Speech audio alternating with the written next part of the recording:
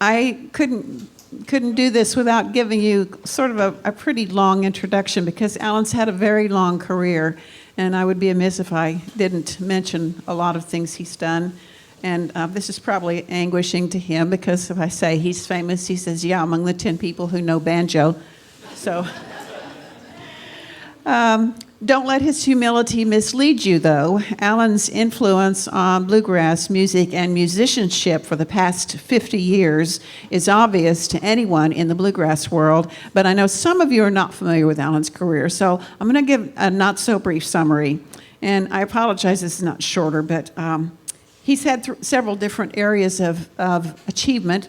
As a performer and music business professional, Alan in 1969 left his home in Oklahoma, Norman, Oklahoma, and hooked up with Sam Bush and Wayne Stewart to record a very influential early bluegrass album titled Poor Richard's Almanac.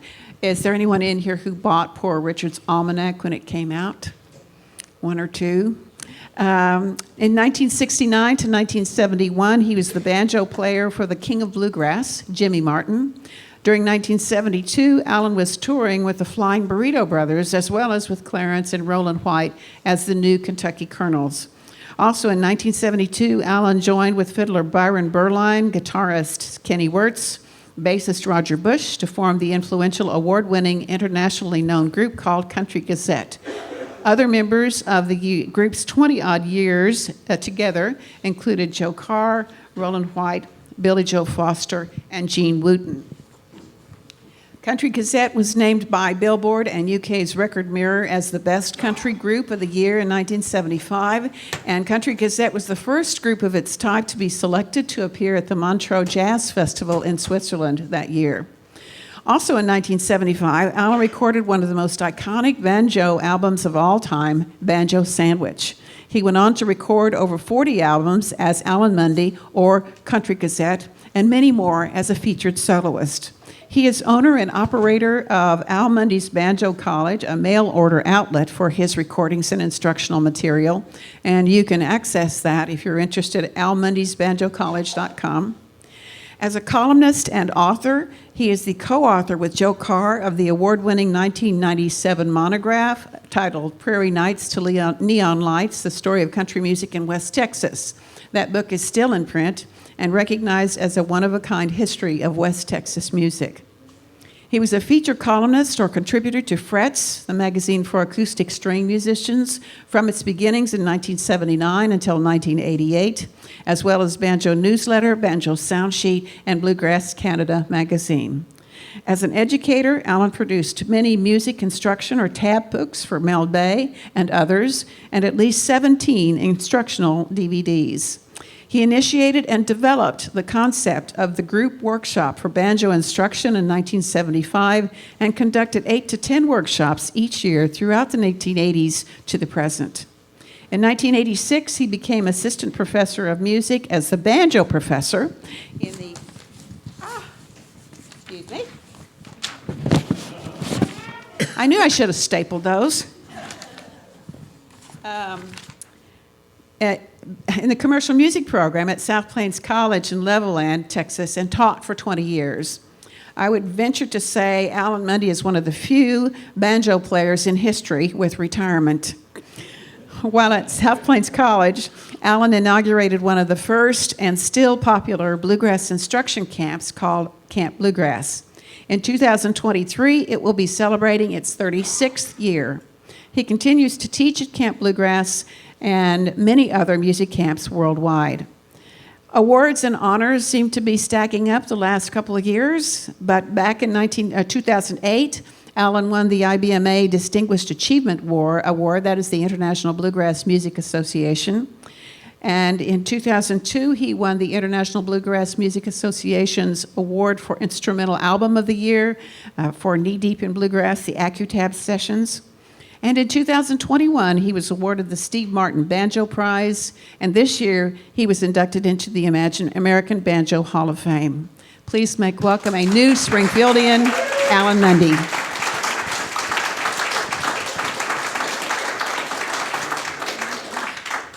After all that, Yeah, thank you. Alan, let's just ask, how do you like Springfield? I'm enjoying it quite a bit. I like it a lot. I like that they have the Cardinals AA affiliate here. We live close enough to where I can walk, and I go to quite a few games. And I love the university being here. I grew up in a university town, Norman, Oklahoma. So I like what goes along with that. I go to the basketball games, and I'm going to go to the football game this Saturday, I guess it'll be. So, and I walk all over town. If you see me out walking, don't honk your horn or don't yell stuff out your window, because I always think it's bad. I always think somebody doesn't like me. The town we moved from, Wimberley, Texas, they used to call him the walking man. He's continuing his reputation here. I'm trying to get it's a little harder in a town of 160,000. Yeah. Well, Alan, tell us a little bit about your childhood and what influenced you to start playing music. Well, I'm from Norman, Oklahoma, as you maybe said. I'm born in 1946, and I always like to tell this. My mother's was Zelda Mae Ogle. She was from Shawnee, Oklahoma, and my dad, George Leonard Munde, was from Rhode Island, from Providence, Rhode Island. And his story actually is way more interesting than mine, that he hitchhiked down as a kid, maybe 15 or 16, from Rhode Island during the Depression with a friend to Lawton, Oklahoma to visit an uncle that was in the Army there, Fort Sill. And he got down there, and he had been a sort of a child prodigy. He called himself a pooped out child prodigy, but he was a math wizard, and got down to Lawton. He had already been in Brown University as a 15-year-old, but hated it because they made him wear beanies and freshman, and he didn't like that at all. So he quit during the Depression, hitchhiked down to Lawton, Oklahoma, saw an ad in the newspaper that they were advertising for students up at the University of Oklahoma. So he went up there, and back in that day, you go in and you actually interviewed with the president of the college. And they took him, and I don't know if he got a scholarship or not, but he started school at the University of Oklahoma and met my mother there, who was going to school there, and they got married, and she was a telephone operator, plugging in phones. But then they stayed there, had a family. He went off to World War II, came home and had me. I was a, baby boomer, born in 1946. And he liked the accordion. He was a Northeastern Irish kind of guy, and liked the accordion. So my older brother and my younger sister both played the accordion. And my sister would take lessons. This was back in the day when the instructor, your teacher, came to the house. You didn't have to travel out to anywhere. They came in, and I even remember her name, Nancy Carter. She was a runner-up for Miss Oklahoma at the time. And she came in and gave my sister lessons. My older brother had already quit. And so she would take a lesson, and I would listen. And then when Nancy would leave, I would go in, and my sister would show me what she had learned. And I actually learned to play the accordion first. Not very well or not very good, but it kind of got me interested in music. And I always thought it was interesting that my parents never quite got it. They paid for my brother's lessons and for my younger sister's lessons, but I was the one that learned to play, but they never ever said, well, we should get Alan lessons. So, parents sometimes can kind of miss out on that. But anyway, I got interested in music, and my oldest brother, Mike, had gone off to the Navy. He was 6 years older than I am. Went off to the Navy, and when he came home, he brought a guitar and a record on how to play it. And he went off to college, and there was the guitar and the record, and I would listen to it. Anyway, and so I picked it up and listened to the record, really liked it, got into the guitar. And at the time, this would be the latter part of the 1950s, folk music was a big deal. And there was a lot of guitars on TV and a lot of banjos followed. And I would watch any show on TV that had a guitar because that's what I was interested in. So I watched all the country music shows on Saturday afternoon. I watched the Lawrence Welk show because they had guitars that they would feature. And I knew the guy's name. Neil Levang was Welk's guitar player. Years later, when I went to California, I did a session at the Disney Studios, and the other musicians were all Lawrence Welk people, and the guitar player was Neil Levang. Man, that was so cool. They were great, great musicians. But anyway, I got into the guitar, and you stick around the guitar long enough, you run into a banjo, and so I got into the banjo in that way. And I will say this, back then, we have a young person here. We have one young person out of all this here, which is really great, because how I got into music was totally on me. It was not at school. It was not anybody that, encouraged me or took me. It was all me in the sense that I heard it and I wanted to do it. I went and asked my parents, I have this guitar, and a friend of my older brother said, it's not a very good guitar, you need a better one.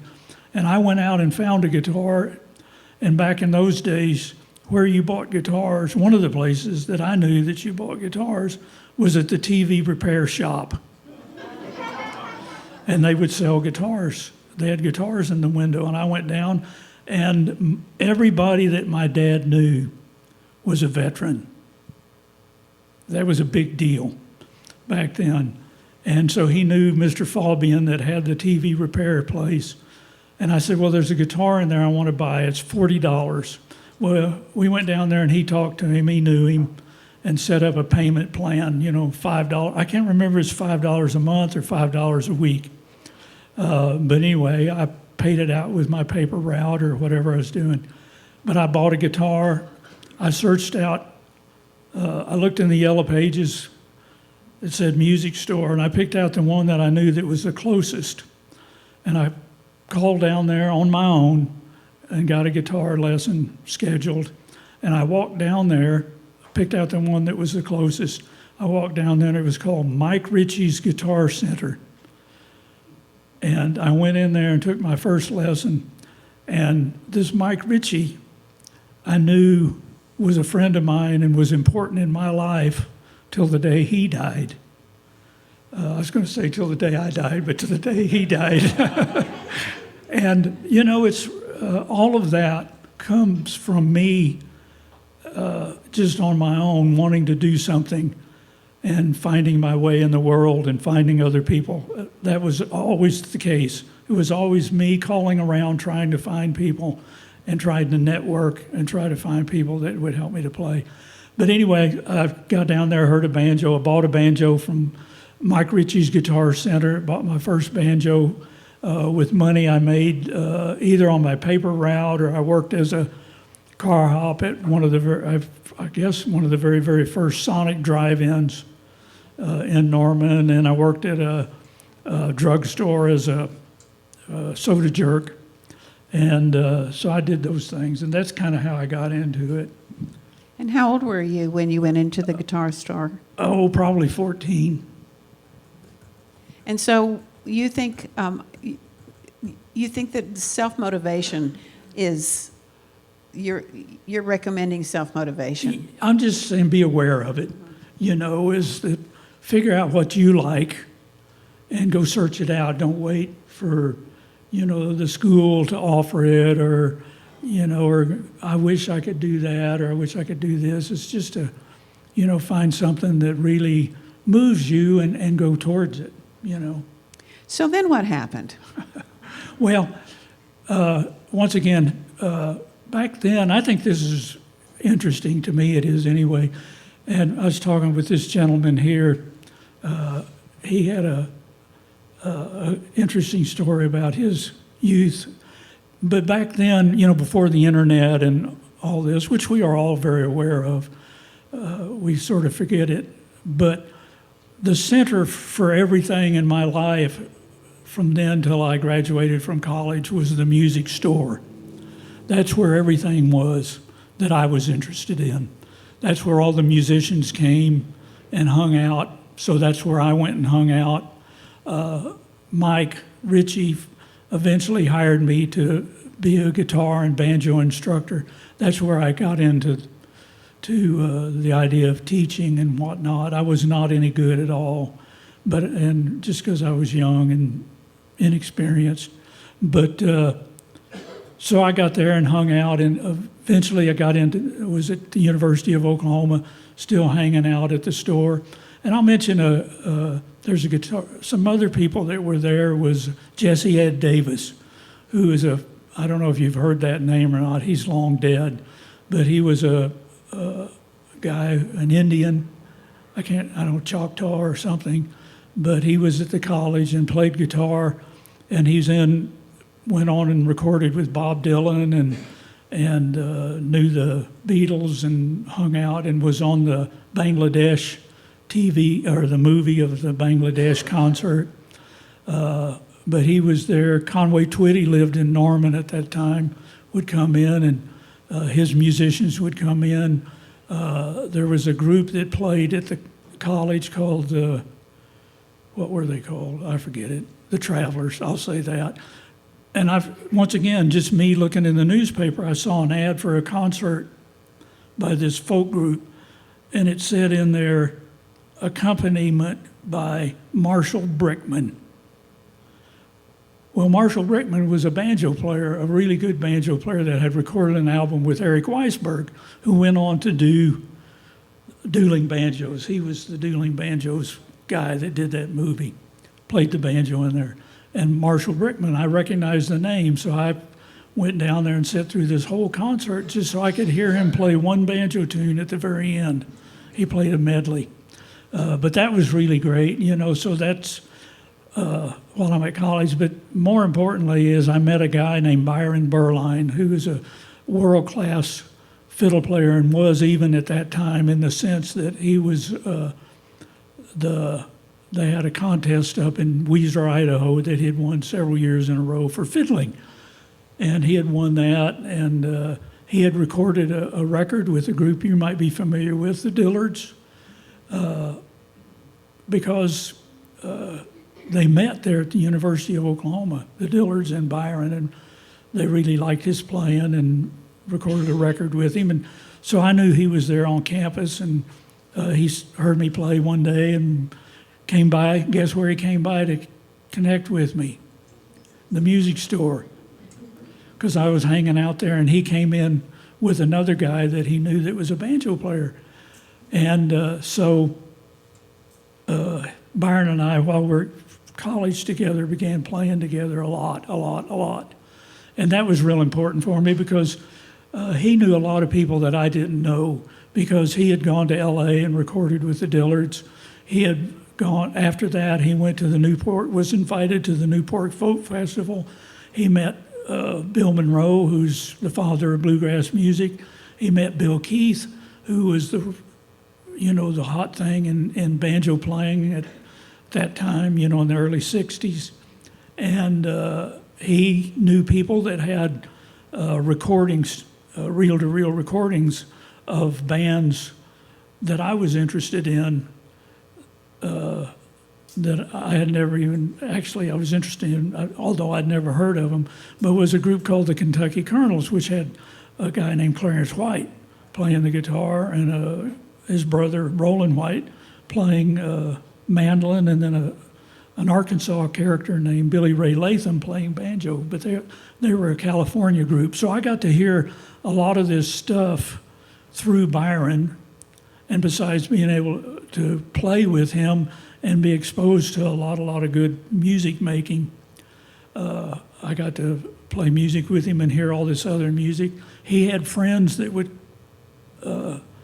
he played with that I got connected with a guy named Eddie Shelton, who was a really great banjo player. He worked for the National Cash Register Company and was stationed in Oklahoma City, but he was from Dallas. And so I got to know Eddie and some other people in Dallas, and connections are really what it's really important. There's a movie called Being There, if you've ever seen it. It's a Peter Sellers movie, and it's sort of a true-to-life story in a sense. But, to be anything, you have to be where the people are that do what you want to do. And that was the music store. I connected with Byron. Byron connected me with this other outer world of musicians, and I connected with Eddie Shelton. Eddie would spend hours and hours with me. He wasn't a banjo teacher necessarily, but he revealed a lot to me about how to play banjo and music just in general. So that pretty much got me started. And how and why did you go to California? Well, first of all, I went to Nashville. And, because Nashville, if you're interested in sort of country music, and I was in bluegrass, Nashville seemed to be the place to go, although some people would say it wasn't. And Bill Monroe was there. He was a member of the Grand Ole Opry. And it's kind of a cool little story. I don't want to take up all the time, but when I was in Norman, there was another music store. Slim, or Mike Ritchie, eventually moved away and shut down his store. There was another store in town called Carl and Bob's. And Carl and Bob's were a father and son, and were in the country music side of things. Slim was on Campus Corner near the university.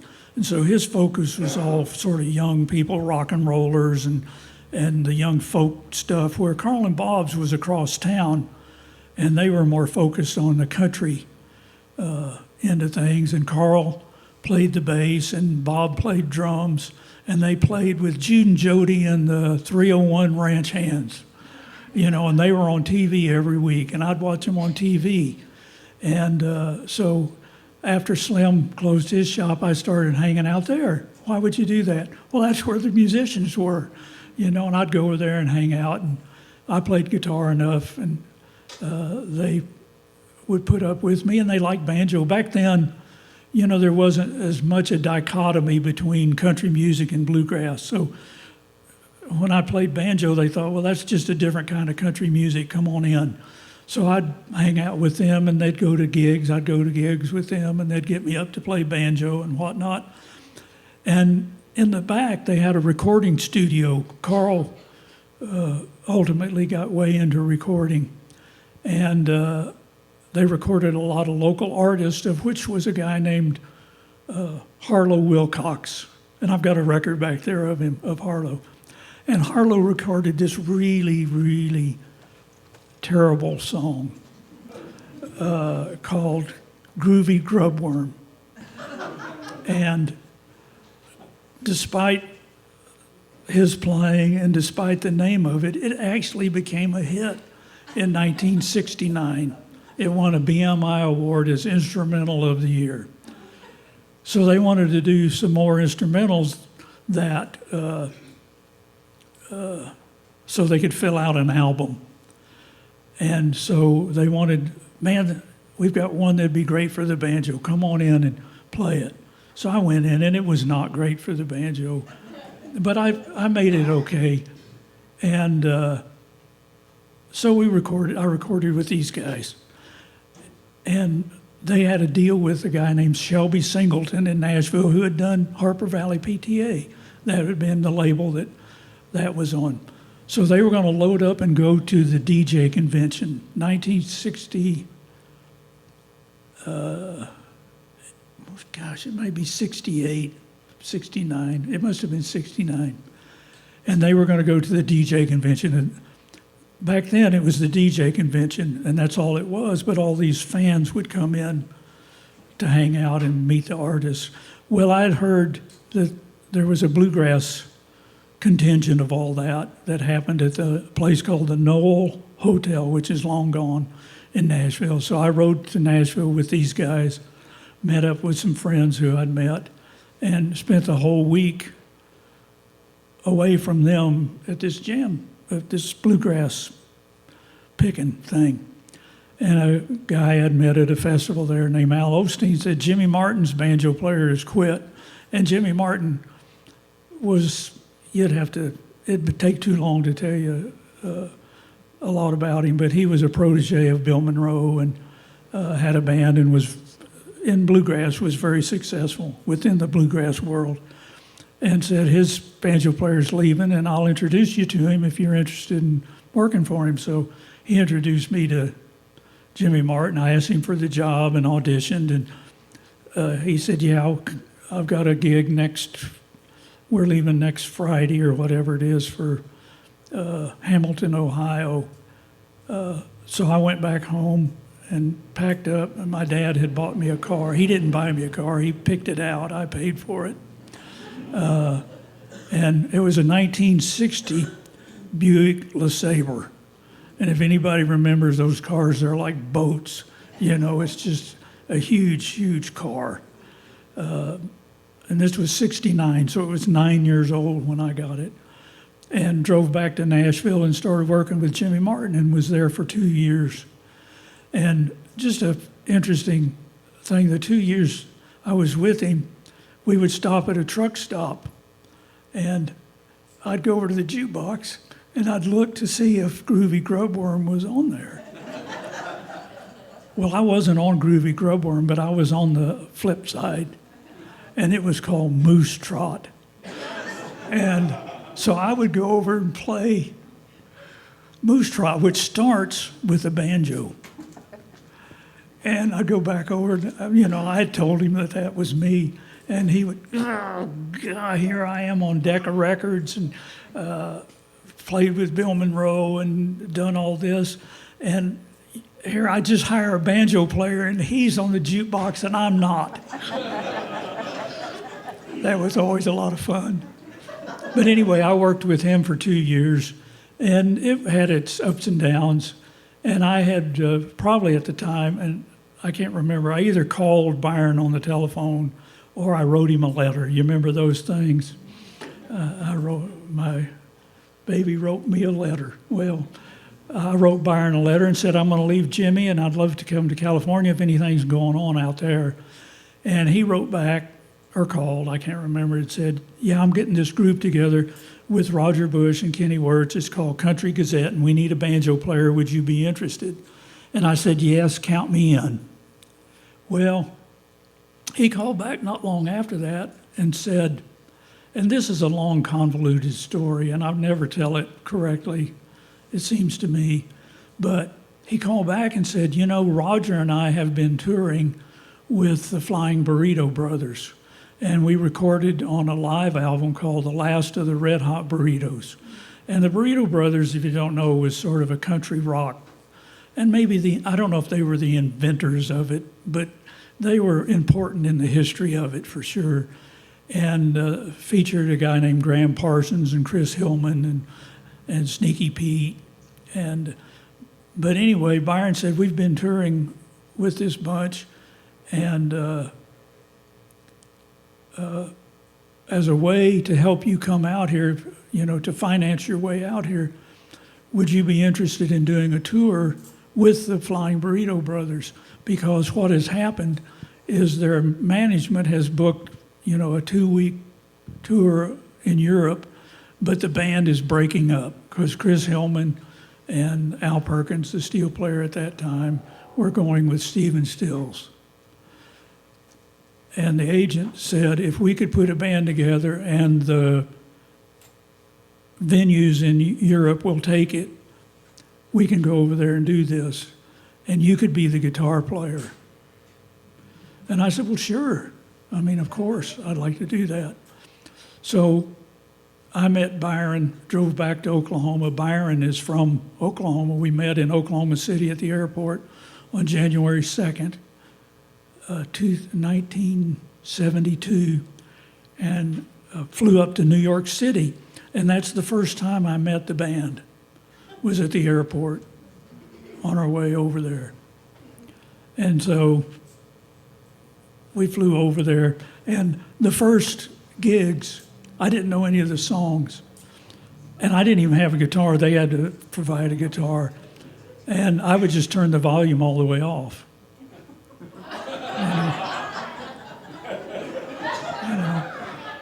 And so that was and I call it, I had to earn my volume.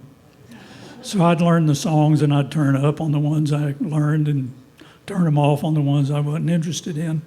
But the Brito brothers had gotten to where they were doing an electric portion of the show, and then they would do a bluegrass portion because Chris Hillman was very, very interested in bluegrass.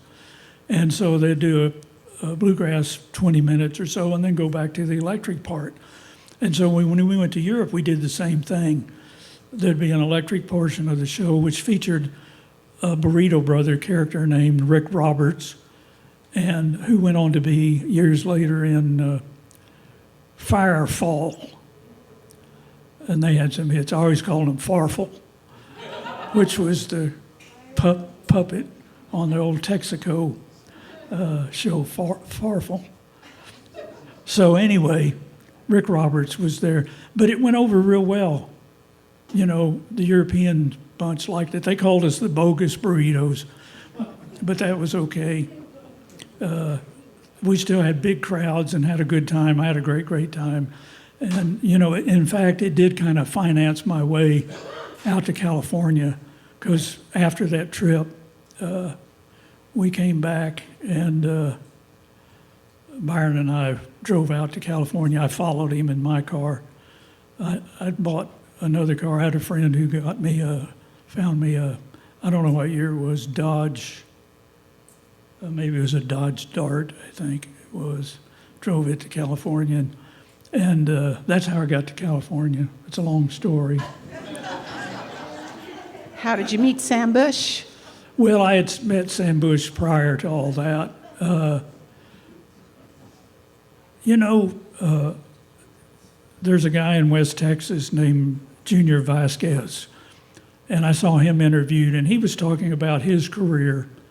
And he would say, well, when I was a kid, I played guitar, and I met another kid, and we got a band, and then we played somewhere, and this guy came up and liked the way I played, and so we got a band together. And he would kept telling these stories of people he would meet along the way. And he finally stopped and said, well, you know, it's all sort of one thing led to another. And that's absolutely it. I can't imagine any, and we're all, that's our story in life, you know, as one thing leads to another. You meet somebody and you go off this way or you go that way. But when I was still in college, there weren't any bluegrass festivals, but what there was a folk festival in Mountain View, Arkansas. And I'll say 1967 or so. I didn't have a car, but I would always hustle somebody that had a car. And so we drove over to Mountain View, Arkansas, got out of the car. This friend that drove didn't play, but I did. Got out of the car, immediately got my banjo out and started playing. And this guy came up, and who was a banjo player, and he says, I'm from Kentucky, and came over with some guys, and let's pick some. So we picked together. Well, this was a guy named Courtney Johnson, who was a banjo player, and he knew some guys in Kentucky that played music. And after we played, he went back to Kentucky and told his friend Wayne Stewart, there's this banjo player in Oklahoma that plays real cool. He's a real good player. You should connect up with him. Well, this guy, Wayne Stewart, calls me on the telephone and said, you know, I play with this kid, Sam Bush, and Courtney says you're really good. I'm interested in getting a band. They call it Poor Richard's Almanac with Sam. Would you be interested? Yeah. So Sam was I don't know if you know the name at all, but he went on to be the head of the motivating force of a group called the Newgrass Revival. And he was a fiddle player. He knew Byron from the Weiser, Idaho fiddle contest. Byron had won the senior division, and Sam had won the junior division. And so Wayne and Sam, I told them, well, I'm going to a fiddle contest in Salisbury, Missouri, which is near Independence, I think. Somebody may know, or with Byron's dad, Lou Berline, and his brother, Byron's brother. So they said, well, we'll meet you there. So I drove up there with Lou Berline, and Sam and Wayne drove up. And so that'd be 1968 or 67, I can't remember, that I met Sam Bush, and we played and made plans to get a group together after I got out of college. And I did. I went, when I graduated, I went to Kentucky, but this is 69, almost immediately. I mean, it's like almost in mid-route, I got my draft notice and had to turn around and come back. But in the meantime, we made what was at the time just a little sort of keepsake tape, which is this Poor Richard's Almanac record. And just one interesting thing, so it is to me, interesting thing is we would send recordings, we would sit and make recordings and send them around to record labels that we were familiar with that did bluegrass. And one of them wrote back and said, "Ha, you can't fool me. You've plagiarized this. This is not, it can't be you playing because this is too good," you know. But it was me and Sam Bush and Wayne Stewart. And we just laughed. We thought that was very, very funny. But, you know, that it just seemed real stupid. But anyway, that's how I met Sam. Tell us a little bit about Country Gazette. Well, when I went to California, that was Byron Berline and Kenny Wirtz and Roger Bush, and early on the Burrito Brothers. And Byron was a big deal. He had gone to California to play with originally Doug Dillard, but ultimately being a really good fiddle player and a little more hip in some ways than other fiddle players, he got into the session thing in LA and worked a lot, did a lot of movie scores, did stuff with Henry Mancini, and he's on, one of the big intrigues is he's on a Rolling Stones record called, and I think it's called Country Honk. Is that a Stones song? Okay, well, Byron's the fiddle player on that, and they thought it would be real cool to put him out on the street to record his part. So they, you know, in recording, you can record something and then add things to it. So they had already recorded this song, Country Honk. They wanted some fiddle on it. So they put Byron outside the studio on the street, hoping to get some honking noises, you know, of people going by. So there's a photograph somewhere of Byron standing on the street with a mic stand in front of him playing, and somebody's looking out the window from the studio to see if he's okay, I guess. But anyway, Byron was very successful. And so the record label was interested in Byron and whatever he could get going. And so he came up with Roger Bush, the bass player, and then added Kenny Wirtz, who was a West Coast guy, and then added me on the banjo.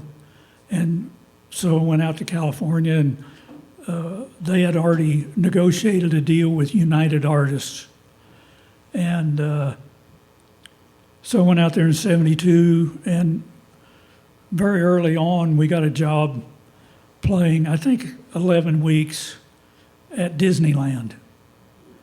You know, and I'll tell you what, for banjo players, of all, you know, especially the plectrum and tenor banjo players, Disney and all those theme parks were a godsend because it gave them a place to work and play music up till today.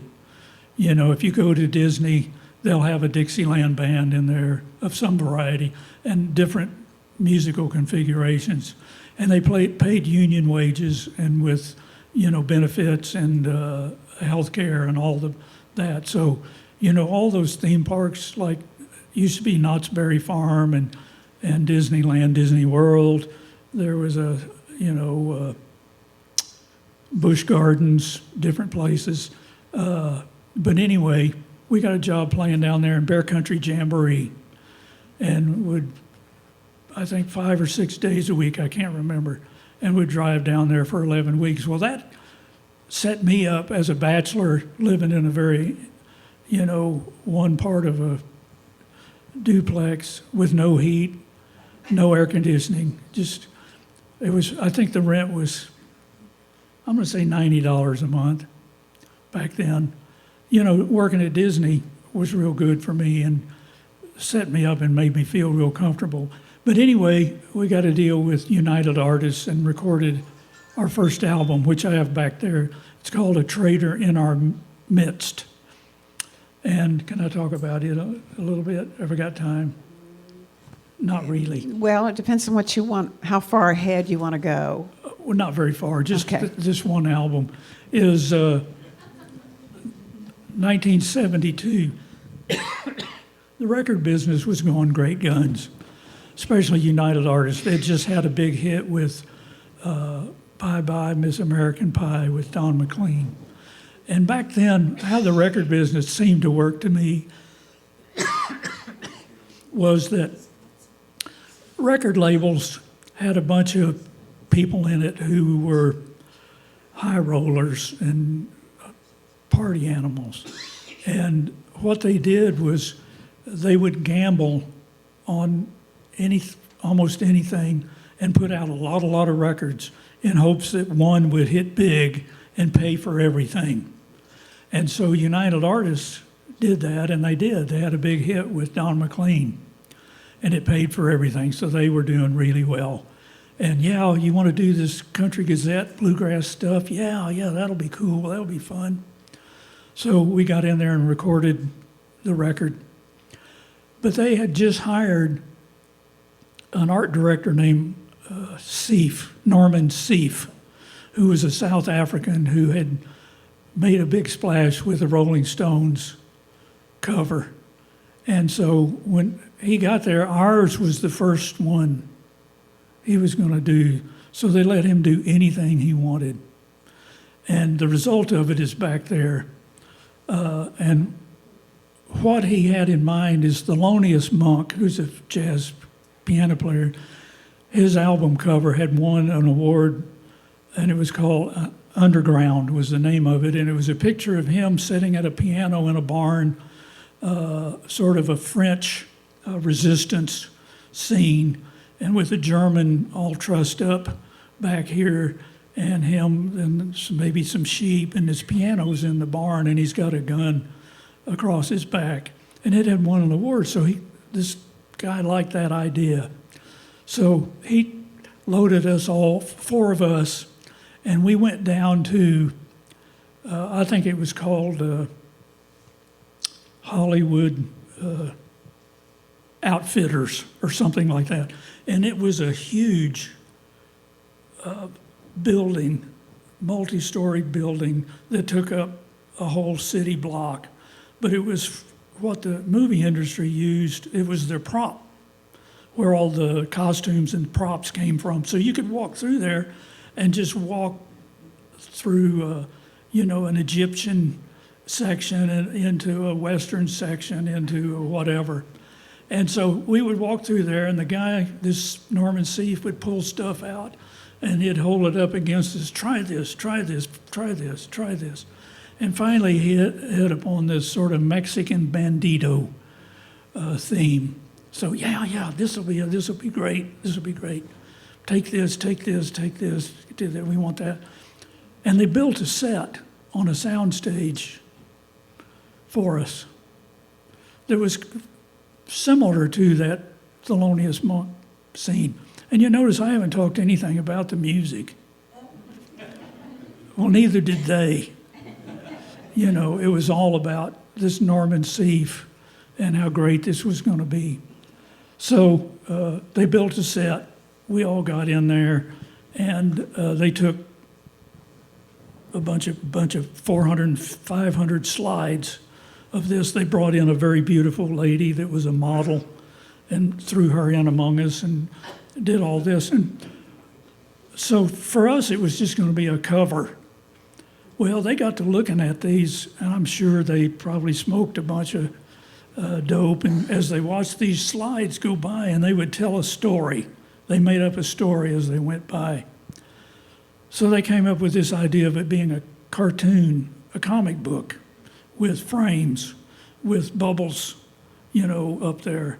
And so they made up this story that makes no sense at all, but with all these pictures they took of us there, they made the back, said, well, if we've got a front, the back has to look like a comic book. So what was on the back of a comic book but Charles Atlas ads? So they made the back of it a Charles Atlas ad. They dressed Byron up in this leopard skin thing, and this model came back, and he had her on his arm there, and they dressed us up as a bunch of motorcycle thugs off to the side and made up all this stuff. Have I talked about the music yet? No, because that was the story of the album cover, and it's back there, and you have to pull it out, and it opens up like a book. So you can look at it there. Well, let's talk about the music. And one of the things I'd like to hear you talk about is what is your highest musical experience in your career? That's a real good question. And I don't know how it is for many musicians, but a lot of people, when they ask that, they want to go, oh, man, you played on such and such a show with 10,000 people or whatever it is. But really, for me, it's always been anywhere that the music, as you played it, sounded good, because that's what I was interested in. I was interested in playing and hearing it sound good. And it could be in a little house concert. Very seldom was it ever in front of 10,000 people for me. It might have sounded good for them out there, but up on stage it didn't sound, you couldn't hear, or the tones were wrong or something. So for me, I just relish those moments when it sounds good to me as I'm playing it. And so I've always been way more interested in the music than those album covers, although it was a lot of fun to do that. It sure was. I had a great time when I lived in LA. Well, why don't you say something about your latest recording project? Who's on it, and what are you doing with that? All righty. Well, I've done been involved in a lot of recordings over the years, but recently we lived in Wimberley, Texas, and there's a really excellent musician, mandolin player down there named Billy Bright. And I've done a couple of albums with him, but with just banjo and mandolin. And so this latest one I'm doing he's more of a producer than a player, although he's playing on it. But I've got Sam Bush on it, of course, and I'm a real fond of mandolin players, so I like banjo and mandolin. So he's on there, and I'll say these names, and if you're not into bluegrass and even into mandolins, you might not know their names, but Sam Bush is one. Emery Lester, who's a really great one. Jeremy Chapman here in town. If you're not familiar with the Chapmans in the Acoustic Music Shop, they are fantastic players. They're three brothers and their dad. Fantastic. And Jeremy's a great, great mandolin player. There's a mandolin player that lives down in Arkansas that plays in a group that's been here for 25 years. It's called Lonesome Road. Is that what they're called? I think so. His name is Ron Pennington. Ron is a fabulous mandolin player. And so I had got him, and Don Stierenberg, who's a well-known sort of jazzish, more jazzy kind of guy, and an electric mandolin player named Paul Glass. But I also got, I lived out at Lubbock, or in Levelland, which is near Lubbock, and became good friends with a really fabulous musician and steel guitar player named Lloyd Maines.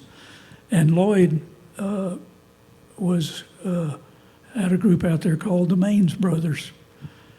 And then went on, his daughter Natalie Maines went on to be with the Dixie Chicks, and now called just the Chicks, I think, is what they're called. But she's the lead singer on Wide Open Spaces and on many of the tunes they've done. Well, that's Lloyd. And Lloyd's a great steel player, so I wrote a tune called Lloyds of Lubbock, which I thought was clever. And so I got Lloyd to play steel guitar on that, and then I had a couple solo pieces on there that are kind of different for me. And then I had a really fine Tex-Mex accordion player named, I'll say Joe Baca is his last name, B-A-C-A, Baca. And that was a lot of fun to have him on there. And the fiddle player that is now with the, for the last several years with Asleep at the Wheel, Dennis Ludiker, who is another Weiser, Idaho fiddle champion. So fiddle players play a prominent role in my world. And, oh yes, Bo Brown, who's here tonight. And Kitty Ledbetter. And Kitty Ledbetter is on there too. Is Bo? Yeah, Dave. We tried to get Dave, but We tried. it didn't work out. Scheduling didn't work out. So anyway, and also there's a tune on there I wrote called, that I like a lot, that Jeremy Chapman played on with me, called Bo Knows. And if you know Bo, he's a, what is he? A wildlife expert. Wildlife expert. Just call And it that. he wrote a book called Foraging the Ozarks. And I suggested he write a book, because he knows everything. And my grandkids came over and spent some time with Bo, and that's what they would say. They would look at something, vegetation, and they'd go, I wonder what that is, and they would both go, Bo knows. Well, I wanted Bo's second book to be Surviving Foraging the Ozarks. Because it seemed like Bo was always sick with something. So we have a few minutes left, and I want to give you a chance to ask some questions of Alan. And I have a microphone here, and I can bring it down if you will come up to the microphone so everyone can hear your questions. Hi, Katie. All right. Hi, I'm Katie McCroskey. Do I need to come up here? Well, why not? You want to, you know you do. I do. Hi, Alan. I'm Katie McCroskey. My question is, I know that much of the acclaim that has been given to you is because of your teaching style, and I'm very interested to hear you talk about that. Okay. Well, I taught for 20 years at South Plains College and do a lot of workshops. And, it's really from a lot of experience of trying to come up with the magical words to say to people that when you say it, they go, oh, I get it, and they can play. So it's trying really, really hard to come up with the things it takes that you can say to people that they get it, and I've never really accomplished it, but I keep struggling with it, and just trying to get down to smaller and smaller little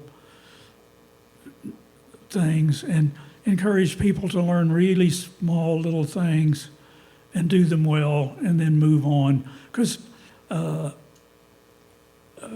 even if you're a beginner, you can be a really, really, really good beginner. If you only know a couple little things, you can make it sound really good, and so it's encouraging those kinds of things and looking for those kinds of little nuggets that will move people forward, and also explaining what's going on, what I'm doing, and what I'm trying to teach. So is that a good answer or not? I don't know. It's the best answer, isn't it? Yeah. Yes, John, come up. My dear friend Mark Pearman is a multi-instrumentalist, lives in Branson, has toured with a lot of greats. and he wants to play hornpipe with you. And he said to ask, what is hornpipe? Well, that's a good question, because there's a lot of tunes in the fiddle tradition and in bluegrass called a hornpipe. There's Fisher's hornpipe and Miss Kitty hornpipe and sailor's hornpipe and college hornpipe. And it's this idea of what is a hornpipe, what makes a tune qualified to be called a hornpipe. And, really, they're all very, very loose things. But I'm going to say this. Having played some of them, many of them are more than, I'm going to say, vertical or horizontal melodies, just steps of the scale, let's say. They are chords that have been separated and arpeggiated. So a lot of hornpipes wind up being chord arpeggios, very cleverly done. It's the best I can come up with. I don't know if that's correct or not. And it probably has something to do with the rhythm of them, but I don't know.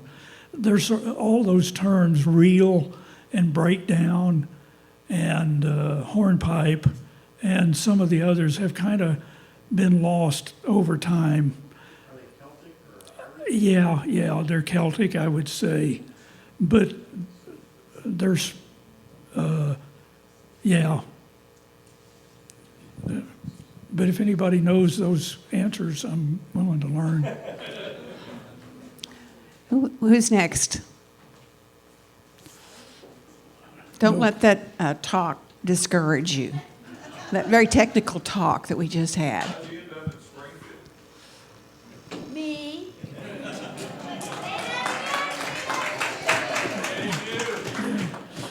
Kitty was from Springfield, and every time we would come up and visit, she would, as we're driving out, she'd say, well, that was the last time I'll ever come up here, until one day she said, I'd like to, when I retire, move to Springfield. And sure, why not? I should say Country Gazette used to play in Springfield quite often, and we played a lot at the Lindberghs. But it was also, we played a time or two out at, there was a character out south that had a place called Bob's Record Rack. And he had would squeeze, because he was from California, Bob Ensign, and knew Roland and his family from out there. So we would play there, and we played once with Dudley's group, was it Radio Flyer at the time? We played with him downtown at one of the theaters. Landers, okay. And what else did we do around here? That may be it, but we always loved Springfield, coming through. And I did a cross-country bike trip one time. I rode with a friend from Lubbock, Texas to Carbondale, Illinois. And our route came through Springfield. And I called Dudley, and he wasn't in, but his wife, Deanie, was.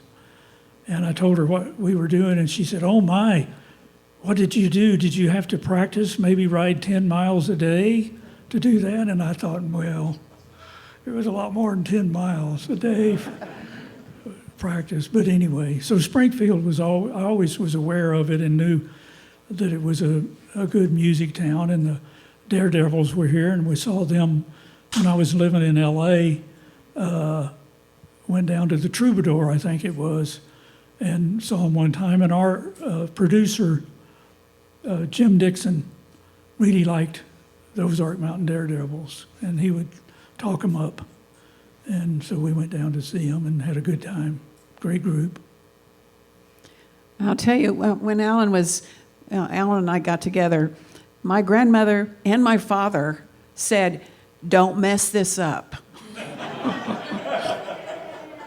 So I've tried real hard not to mess it up so far, but I don't think Daddy really knew about Alan's political leanings, or he wouldn't have said that.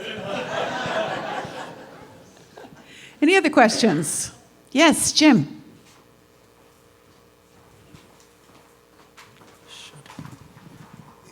When I listen to the music that you're playing now, particularly when you're doing a house concert, I hear a lot of jazz in what you're doing, and I wonder if you could talk a little bit about the jazz influences in your playing. Sure. If you think back, if you remember back to the character Mike Ritchie's Guitar Center, went on to be Slim Ritchie. Well, he was a guitar player, and he was a jazz guitar player, and he was way into Barney Kessel and Tal Farlow and Herb Ellis and Wes Montgomery and just all the greats of that era of jazz guitar.